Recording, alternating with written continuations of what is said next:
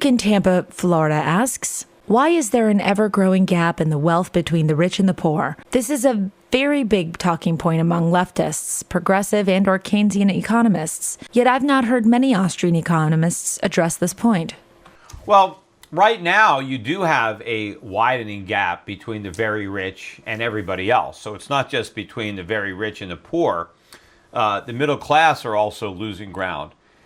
And this is not a natural byproduct of capitalism. This is a consequence of the crony capitalism that we have today, where a small group of people are a direct beneficiary of the cheap money policies of the Federal Reserve. The Fed's policies favor the speculators, the financiers, hedge funds. They favor people who can make money with money, not through labor, not through hard work, but those that can make money based on the money they already have. And a lot of it has to do with leverage and just speculating that doesn't necessarily grow the economy. In a normal free market, when the rich get richer, they enrich everybody else. They enrich their customers, they enrich their employees. But when cheap money is spread around Wall Street, the only people who get rich are the people who get the money. So other people aren't helped. It's not a rising tide lifting all boats. It's some boats rising and sucking the water out from the other boats that are sinking. So this is a predictable consequence of the cheap money policies of the Fed.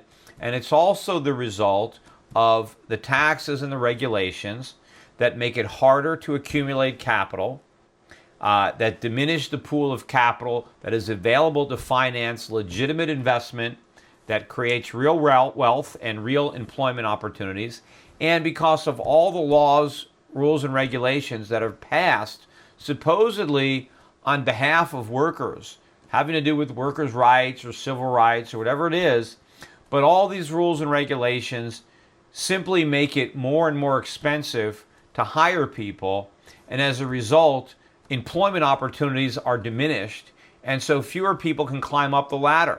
You know, starting from the minimum wage and working its way up, the government does all sorts of things to make the bottom rung of the job ladder just out of reach for so many people, and so they can't climb up, they can't raise their income, and to the extent that they do manage to get a job, so much of their incomes are taken in taxes that they can't save their assets and develop any kind of a net worth. So this is government policy. It's not a natural thing, and it wasn't always this way in America.